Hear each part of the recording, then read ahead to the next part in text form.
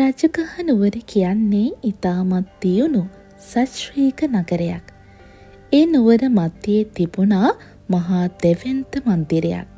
සවස හිරුපැස යන විට ඒ මන්දිරයේ රන්වන් පැහැය මුළු ප්‍රදේශයටම අමුතුමාලෝකයක් ගෙනත් දුන්නා. ඒ තමයි රජගහ නුවර විසූ කෝටි 80ක ධනයක් හිමි ආනන්ද සිටුවරයාගේ නිවහන. නමුත් පිටතින් බලන කාටත් පෙනුණු ඒ මහා ධනස්කන්ධය ඇතුළතින් තෙත් වෙලා තිබුණේ මහා ලෝභකම නැමැති විසෙන්. ආනන්ද සිටුවරයා කියන්නේ මසුරුකමේ උපරිමයටම ගිය කෙනෙක්. ඔහු හැමදාම ඔහුගේ පුතා මූලසිරිව ළඟට කැඳවලා මෙන්න මෙහෙම කිව්වා. පුතේ, ඔබ කවදාකවත් තියෙන ධනිය වියදම් කරන්න එපා. ගෙට එන හැම සතයක්ම තදින් අල්ලගෙන ඔබ ඉන්න ඕනේ. දන් දෙන්න ගියොත් සතින් සතේ නැති වෙලා යනවා. අපේ මේ ධනය තව තවත් වැඩි කරගන්න එක තමයි ඔබේ එකම අරමුණ වෙන්න ඕනේ කියලා ඔහු කිව්වා. පියෙක් විදිහට ඔහු පුතාව දානියෙන් ඈත් කරලා මහා අකුසලයකට තල්ලු කරේ ඔහු නොදැනුවත්වමයි. කාලේ හෙමින් ගෙවී ගියා. මරණේ කිසිවෙකුටත් සමාව දෙන්නේ නැහැ. ආනන්ද සිටුවරයා මිය ගියා. ඔහුගේ සිතේ තිබුණේ දැඩි තණ්හාව. ඒ මසුරුකම නිසාම ඔහුට යන්න උනේ සුගතියකට නොවේ. ඔහු නැවත ඉපදුනේ එදා තමන් ජීවත් වුණු ඒ රජගහ නුවරම ඉතාමත් අසරණ හිඟන පවුලක අන්ධ දරුවෙක් විදිහටයි. මාලිකාවක සැප විඳපු කෙනෙක්ට අවසානයේ අයිති වුණේ කුණු ගොඩක් ළඟ ඉපදෙන්නයි. මේ දරුවා ඉපදුන දවසේ ඉඳන් ඒ හිඟන පවුලට කන්න බොන්න පවා නැති වුණා. ගමේ අයට පවා කන්න බොන්න නැති වුණා. ඉතින් මේ ගමේ අය බොහොම තරහින් කිව්වා මේ දරුවා හරිම අවාසනාවන්ත දරුවෙක් කියලා. දරුවා ටිකක් ලොකු මහත් වුණාම මවට දරාගන්න බැරිම තැන දරුවාගේ අතට හිස් කබලක් තියලා කිව්වා, පුතේ, උඹ නිසා අපි හැමෝටම සාගින්න ඉන්න වෙලා තියෙනවා. මට තවදුරටත් නුඹව පලා ගන්න බෑ. දැන්වත් උඹ තනියම ගිහිල්ලා සිංකමන් ඉල්ලගෙන කාපන් කිව්වා. ඔහු අතේ තියෙන හිස් කබල අරගෙන සැරිසැරුවා තමන් පෙර ආත්මයේ ජීවත් වුණ ඒ මහා මන්දිරයේ ඉස්සරහට. එතනදී ඔහුට ජාති ස්මරණ ඥානයක් මෙන් මතකයක් ආවා. මේ මගේ ගෙදර, මේ මගේ මාලිගාව කියන හැඟීමෙන් ඔහු අඬ අඬා මාලිගාව ඇතුළට දුවන්න පටන් ගත්තා. මාලිගාවේ තොරකඩ හිටපු ආරක්ෂකයෝ ඔහු කවුද කියලා දැනන් හිටියේ නැහැ. මේ ආරක්ෂකයන් හිතුවා මේ හිඟන්නා මාලිගාවට ඇතුල් වෙලා හොරකම් කරන්න වෙන්න තියෙන්නේ කියලා.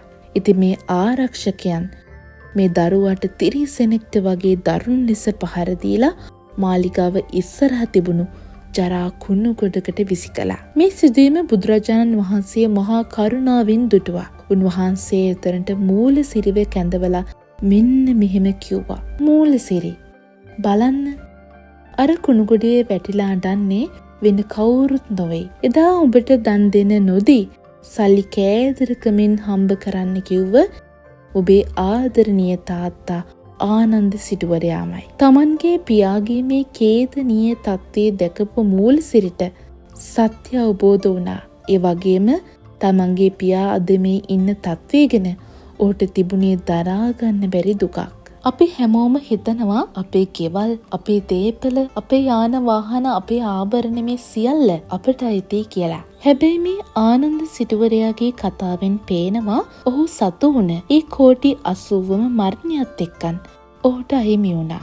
ආනන්ද සිටුවරයාට ඇත්තටම අයිති වුණේ ඔහු සංගවාගත් රන් කාසි නොවේ. ඔහුගේ හිතේ තිබුණු ඒ තණ්හාව සහ මසුරුකම විතරයි. ඔබ මේ ලෝකයේ දේවල් අයිති කරගන්න උත්සාහ කරනවට වඩා ඔබේ හිතේ දානමය ගුණයක් වර්ධනය කරගන්න. මොකද ඔබ අතින් බෙදා හදාගෙන කරන දේ විතරයි ඔබ මිය ගිය තාට ඔබේ ආත්මයත් එක්කන් මීළඟ තැනට යන්නේ. අනිත් සියල්ල මේ පොළොවට අයිති දේවල්. කර්මය කියන්නේ හරියට හෙවණැල්ලක් වගේ දෙයක්. බොහෝ දෙනෙක් හිතනවා අපි කරන වැරදි කිසිම කෙනෙක් දකින්නේ නැහැ කියලා. ඒ වගේම අපි හිතනවා රහසේ මසුරුකම් කළාම ඒක අපිටම විතරයි අයිති කියලා. කර්මය කියන්නේ අපිට පිටින් එන දෙයක් නෙවෙයි. ඒක අපේම හිතේ සටහන් වන දෙයක්. ආනන්ද සිටුවරයා තමන්ගේම පුතාට දන් දෙන්න එපා කියලා පුහුණු කළා. අන්තිමට මේ මිනිස්සයා ඉපදුනේ හිඟන්නෙක් වෙලා. ඔබ අද කරන දේ හෙට ඔබට ලැබෙන දේ තීරණය කරනවා.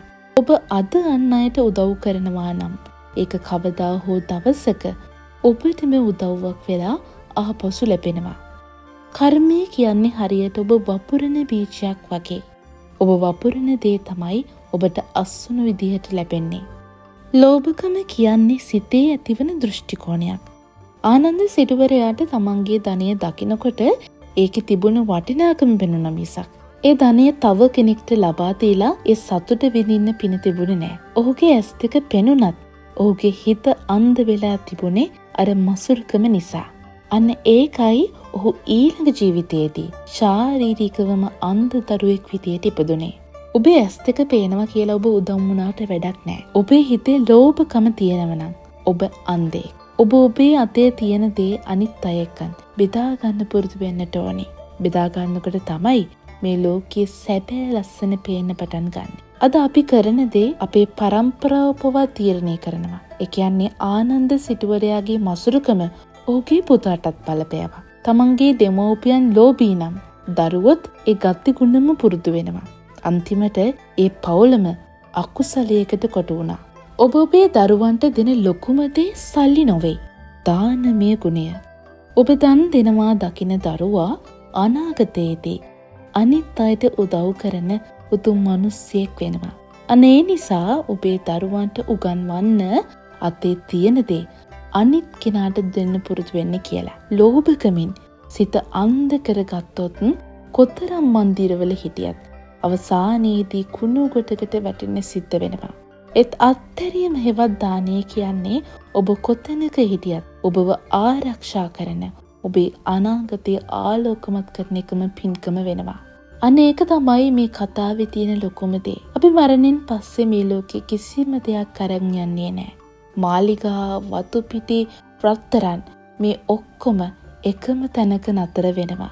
හැබැයි ඔබ ඔබේ යතින් බෙදා හදාගෙන කරපු මේ පොඩිම පින හෝ ඔබ තදින් අල්ලගෙන හිටපු ලෝභකම හෝ ඔබ නොදැනුවත්ව ඔබේ පරලොව ගමන තීරණය කරන සිතුවමක් බවට පත් වෙනවා. ආනන්ද සිටුවරයා රන් කාසිවලට ඇලුම් කළා. නමුත් අවසානයේදී ඔහුට ලැබුණේ අන්ධභාවය සහ හිඟමන පමණයි. ඒක නිසා අද ඔබ දෙන දෙයක් අතින් දෙනවට වඩා සතුටු හිතින් දෙනවා නම් ඔබ රන් කාසි වපුරනට වඩා විශාල පින්කමක් ඔබේ අනාගතයට වපුරනවා. අත්හැරීම තමයි සැපෑ හිමිකම කියන්නේ. මොකද අන්තිමට ඔබ අරන් යන්නේ ඔබ කරපු දේවල් පමණයි. තෙරුවන් සරණයි.